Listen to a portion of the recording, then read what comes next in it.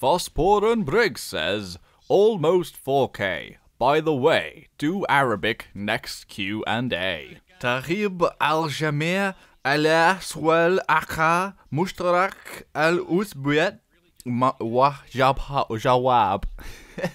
Which is absolutely rubbish. I mean, I can't pronounce some of these words. The pronunciation is just too different to what I'm used to. Anyway, you can have a quick listen to how it sounds on Google Translate. ترحيب الجميع على سؤال آخر مشترك الأسبوعية وجواب. Yeah, so I struggled.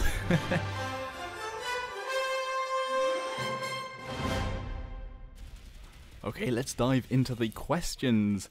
So, Chris Lois, that Chris asks, do you have any advice for a newbie getting into reading a script confidently? Do you have any tips or tricks? So actually, I don't often read from scripts anymore in my videos. It's almost once in a blue moon. What I do now is I have topics, and then in that topic I'll have like a skeleton of what I want to discuss, and I'll discuss it pretty much live on the microphone. If I get something wrong or I think about something, I might take a pause or a break and then go over it. But the script reading is something of my past. However, about a year ago, if you look back to my videos in February 2014, around there, when I started making scripted videos, you can tell to the videos in 2015 how much of a difference has been made, and how much I was tripping over my words back then, and how unconfident my voice was. It was quite reserved and maybe a bit I was a bit shyer, let's put it that way. And that sort of comes on my first tip, really, is just keep doing it and keep doing it a lot. All I can say is just, if you feel like you're procrastinating and you feel insecure about doing a video, then just do it, and you have to learn from your mistakes. I realised that my videos back then weren't great quality, but people still watched them and they gave me critical feedback which was necessary for me to move forwards.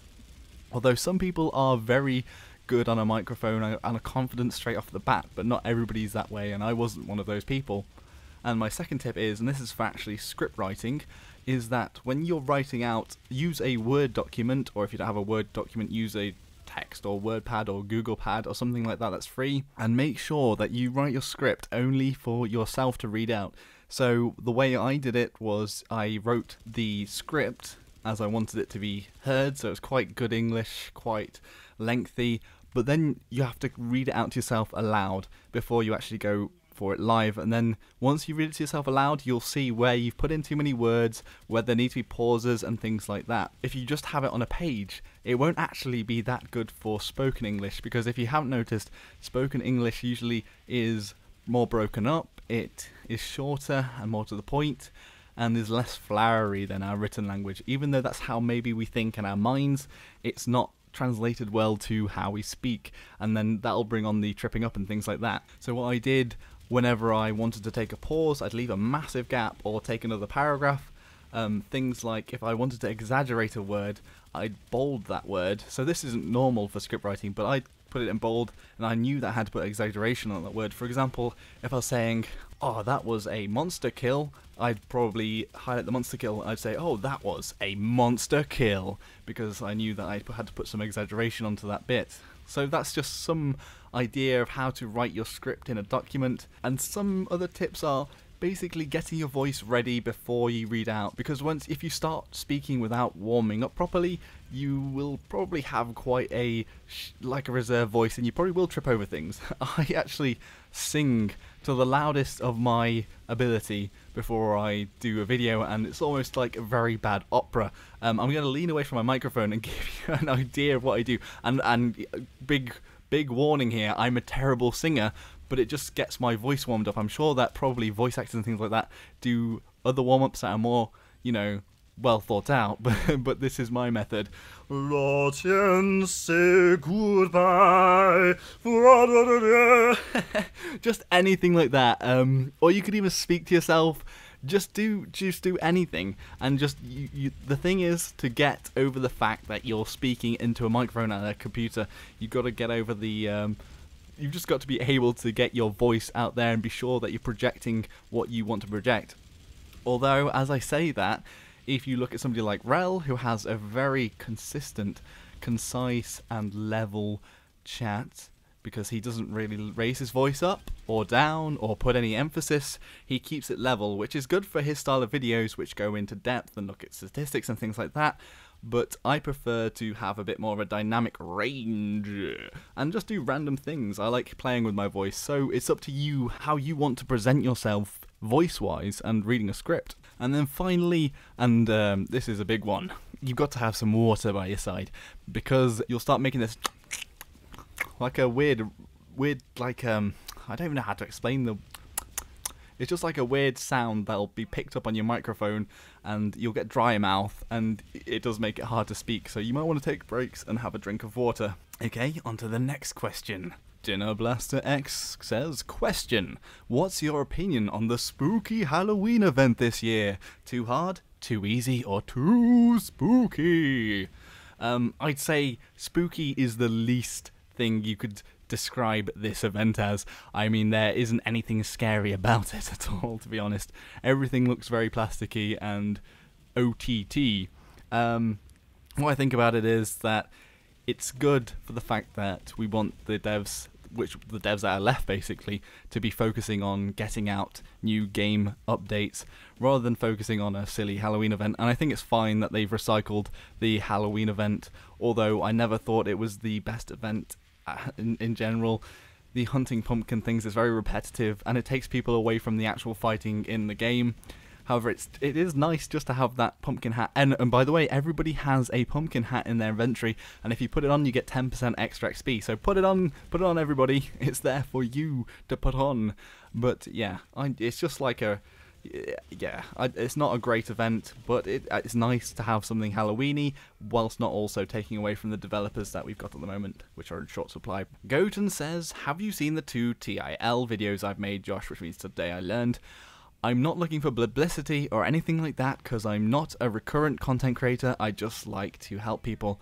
And he does have some nice videos. I actually know the first one where he is basically cycling through all of the loadouts in the game using the number keys like a macro system, which I didn't know about at all, so people can check that out on Goten's channel, which I'll link in the comments. And also he has another one about how to quickly do the nanocycler for implants, although I just never really bother with implants generally, but it's a it's good for people who might want to do it, and the implant system. But yeah, he shows you how to basically do it with the most painless method of doing the implants and cycling through them all. And I think he'd make a great bureaucrat at making things more productive and more efficient. But yeah, Goten, the problem is you need to get out there. It's a good format for videos, a minute long sort of tip system, and you're doing tips that nobody else is really covering, so it's good stuff. You should probably keep doing it. It's good stuff. Do it more. Neonex says, very sad story. I lost all my Steam accounts and items and games I had. The guy that stole it played with hacks and I have a VAC ban now. Also, he messed around with my inventory and I lost €30. Steam support is not answering me, and well, it feels so bad when you know that everything you had is just gone, at least until Steam support contacts me. So based on my story, I want to ask you a question. What would you do if you lost everything you have online? Accounts, games, items? Sorry to hear about your situation, man. I don't know what else can be done. Steam support just generally sucks, so it's annoying, but it might be a while before they contact you back. What would I do? I don't know. There are still a lot of games that were in my library. I think if I lost all my games, I'd probably just go back and, well, I'd be pissed off. I mean, that's probably how you're feeling right now, really pissed off. But I think what I do is just buy the games that are quite cheap that I really enjoy, like CSGO, things like that, and then just play all the free-to-play games. I mean, it wouldn't affect Planetside 2, really. I'd just make a new account, and I wouldn't be that bothered. I'm not that attached to my current account. In some ways, it'd be not too bad to start again, although, as I said, it'd be annoying and I'd be pissed off. The other annoying thing would be I'd lose all of my tags as Joshino. I mean, it's a big thing. Everybody wants to be called Joshino. They don't. It's weird how I can get Joshino on a lot of the names. There are other Joshinos out there as well. When you Google Joshino, there's an anime called Joshino. Rain says, do you think the Gatekeeper is a fair weapon? Can you explain why it is or isn't, and what can be done to fix it if it is? I haven't really played around with the Gatekeeper so I have nothing to say on that topic. Sorry, Rain. I've been rubbish. Moving on.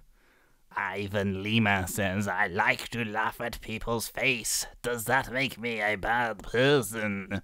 I'm fairly sure this is just a troll, but I think you'll find Ivan Lima in most moral structures that it would be considered bad. But if you're sat alone at home and you're laughing at people's faces, then does it really harm anybody? No. And in your own moral structure, if you have one, it probably wouldn't make you a bad person. So if you go out on the street and laugh at people's faces, you'll probably get a negative reaction, one that may even go as far as to go into your face and maybe cause you some harm. So I'd be very careful when going outside and laughed at people's faces. But if you're on your own, then it's up to you, as long as you're not just going around trolling people on the internet.